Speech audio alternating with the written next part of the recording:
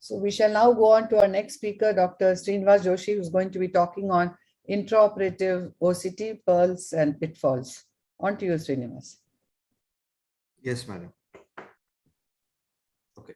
So at the outset, I would like to thank Dr. Chitra ma'am and my co-moderator, Dr. Jatinder Singh sir, and all the panelists and everybody for having a wonderful evening with the OCT and OCTA. So I'll quickly go into, I have no financial disclosures, but we are using the Rescan 700. It's an integrated OCT controlled by the Callisto.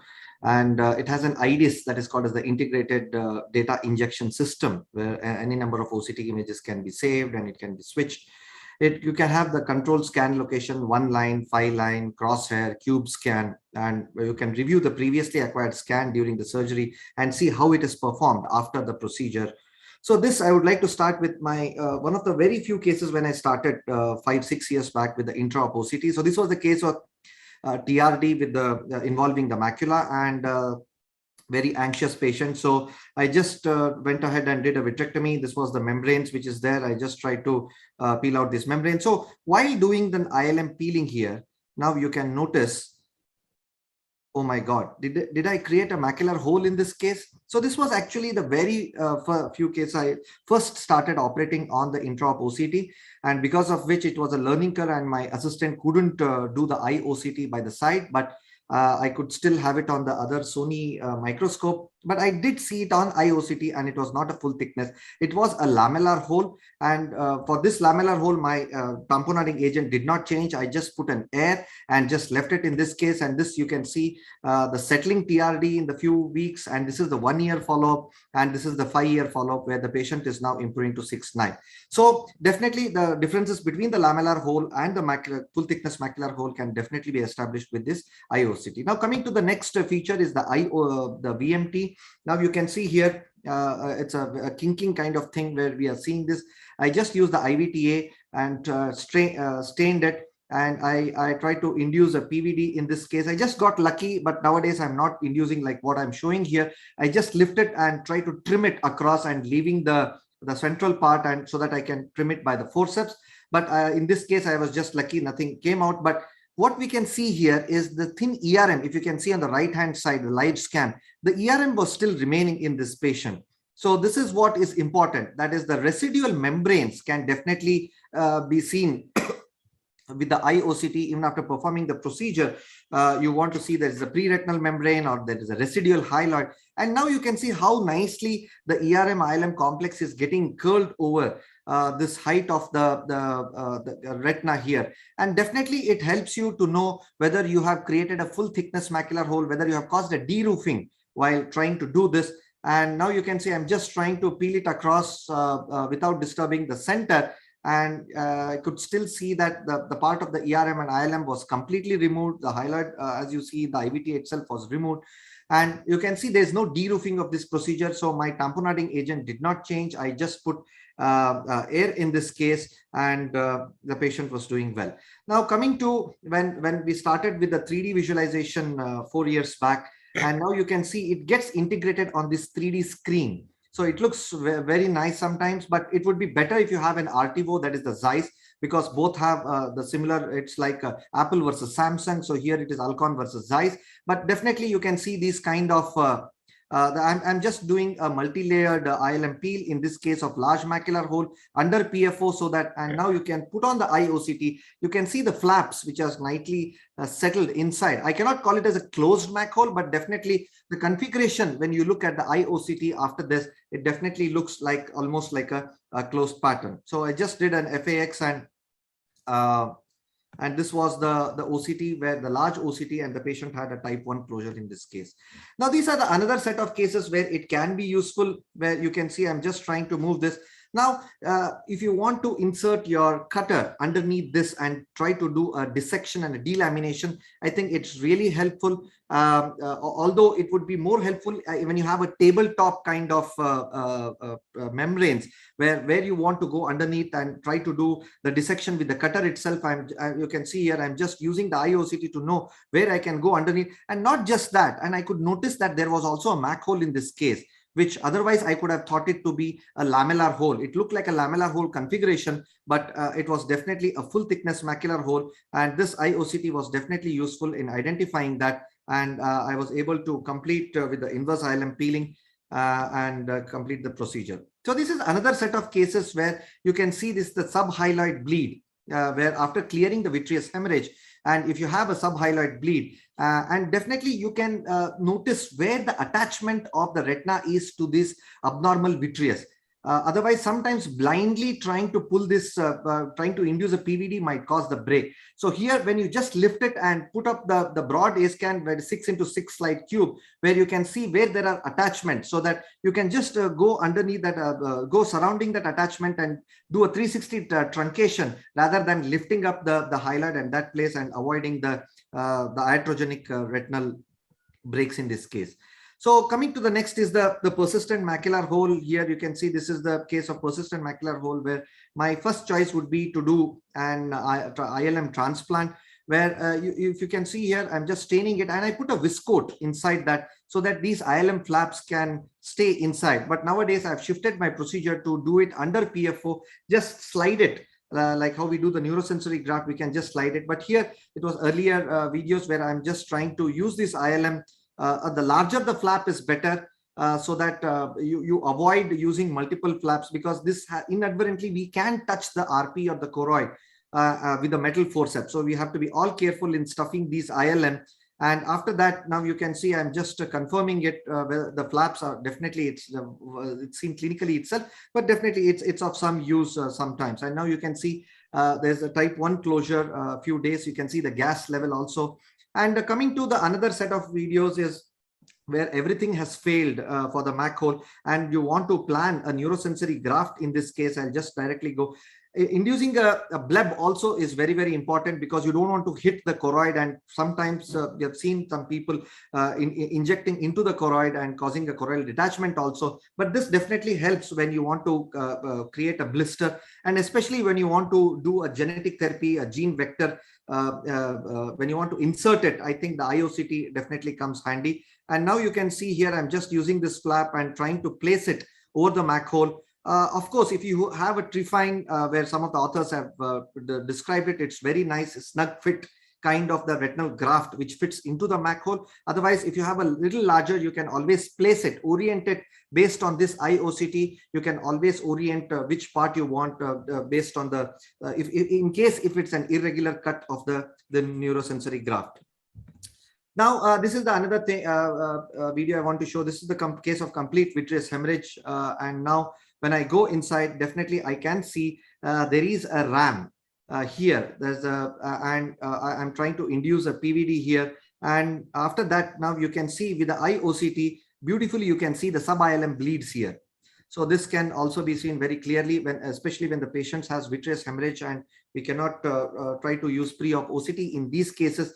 So here I just try to peel the ILM all over the area of the RAM, and I tried to displace that blood clot, but it was so thickly snugged to the retina. I didn't want to disturb it, because I was sure that if I try to disturb it, I'm definitely trying to have a retinal break in these kind of cases. So I just did as much as dissection as possible, and I just left it. And this was the few days later. You can see here, and 6 months later, you can see the follow-up. The patient was hand movements close to face, and he's having 3/60 vision, is probably because of the outer retinal atrophy in this case. So this is the another set of cases where IOCT can be helpful, especially in case of ERM, when we try to do it, but accidentally just peeling across might cause a very small micro holes. In these kind of cases, where if you can see here, I'm just trying to peel it from the periphery, but still sometimes it is so centrally adhered to the fovea that just across also it might cause a macular hole. And you could see in that video there's a small amount of macular hole, and this helps in changing the tamponading agents which we want to use. So the patient improved from 6/60 to 6/18 in this case. So this is the another case where I thought that everything was going well. This was the case of retinal detachment. There was a subretinal gliotic membrane over the posterior pole. I thought it was not disturbing, and let me leave it because it was, I had to puncture. But in the IOCT, you can see there was definitely a subretinal fluid, and the gliotic band was so thick, it was not allowing the retina to settle. You can even see the fold there. on the retina. So what I did was I just tried to make a retinotomy as far as possible away from the fovea, because I need to grasp the subretinal gliotic membrane as well. And now you can see I just trying to grasp this subretinal gliotic membrane. And now in the eye OCT, you can see how nicely the retina tries to snug, and the posterior pole was just flattened. Now you can see in this last images, although some disadvantages are there where you have the shadows coming off of that, but they are trying to look into how to avoid that. So this is the another case where you have a retinal detachment in this case, and suddenly you see something, a dull foveal reflex. And especially in these myopic cases, you know, where you have a very small hole or large hole, definitely you can use it, especially in case of retinal detachment where you cannot do a pre-op OCT in these cases. So this was the case of a large macular hole, which was very well confirmed, and I just completed this case, and everything went well in this case. So this was the few of my videos, the last videos, just optic disc pit, where I did induce a PVD. And although I don't think that it's of much important, but we tried to look into whether the flaps are nicely placed in the optic disc pit where you could have imaged it. And it was since a large pit, I had to take ILM grafts temporal to the macula, and I just tried to stuff it, and you could see these stuffings. And this was the results, and the patient had a dramatic improvement in the optic disc maculopathy. So this is my another last video where you can see subretinal PFO, especially when you want to differentiate between the subretinal fluid and subretinal PFO post RD surgeries. It's very important. It's very useful. Now you can see here, as I try to drain using a 42 gauge needle, you can see the retina flattening at that area. So where it helps me is these small bubbles, if they are left over, they definitely it can help you see that, so that we don't regret it later on that, oh, I left a very small bubble which was there. So we just did a study of 62 eyes, and we found, I'll just go to the last slide. We found even the surgeon's feedback also in this, and IOCT influenced the diagnosis and management or in 38%, helps in diagnosis in 32% of the cases.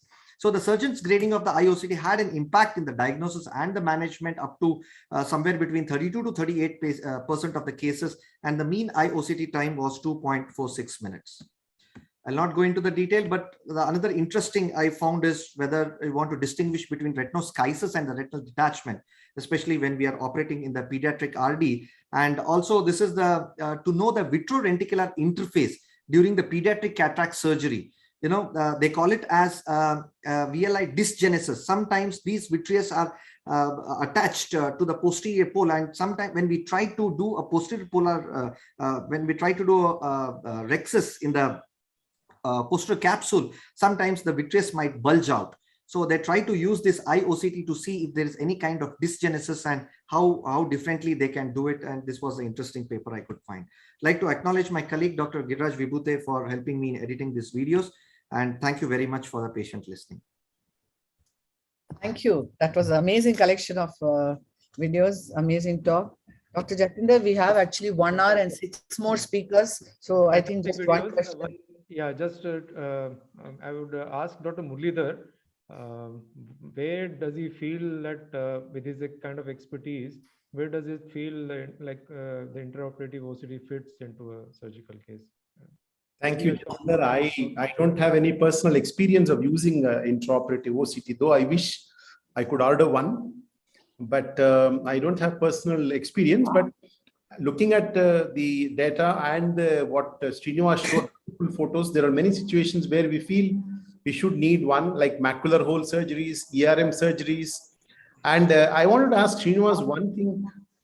Have you found it useful in one of the situations where we clinically find very difficult is high myopia with macular hole detachment, or even in macular hole in high myopia? And we know that even normal OCT is difficult to image in that kind of a situation. Have you found intraoperative OCT to be useful in this particular clinical situation, surgical situation? Very good question, sir. In fact, I have tried in most of these myopic detachments, but if it is a very high myopia, we have failed to even image, because this is not I would like to say the Fourier domain or the SSOCT what we have, or it is just 28,000 A scans per second. So we are looking into more and more kind of things where we can have updated technology of the OCT, where we can have the angiography, where we can have sweat source kind of thing, and a different kind of lens. If we use, probably we can use it, because I use the flat lens or the macular lens in very high myopia. Somehow I have not been able to image the posterior pole so well, especially trying to look at the small macular holes, especially when you don't have a good contrast. Two quick comments from Dr. Mudit and Dr. Barbara. Mudit, going first, and then yeah. So thank you so much. I think Srinivas has already covered most of the uses, and so did Dr. Molidhar when they were discussing about the role of intraop OCT specifically in macular surgeries. But I think going forward, one more area, though it's probably early days for it, but going forward, one more area where intraop OCT will become important will be subretinal delivery of drugs and gene therapy. So that will be another area where intraop OCT will have a huge amount of importance, because if you are trying to assess the drug delivery and whether you have entered the subretinal space properly, that is another area where intraop OCT holds a huge amount of importance. Dr. Barbara? I wanted to say that even here, it depends on the type of technology. I've been using since 2016 the Leica model, and they use a wide field type. So even in high, I would say that 80% of my patients are high myopic eyes, because that's mostly what I do. And so you can always grab very good images, which I use to calculate the height of a macular buckle, for instance, or to peel an ILM when there is no contrast, because that's a peculiarity of these eyes. You don't see the holes sometimes, and the OCT is extremely helpful. And I think that to conclude the intraoperative OCT, when you use it on a daily basis, you see that the microscope is telling you what you do, your maneuver is describing your maneuver very well, but the intraoperative OCT tells you the response of the tissue to your maneuver. So you have a constant confirmation of what you're doing, and actually it expedites the surgery in the end. Thank you.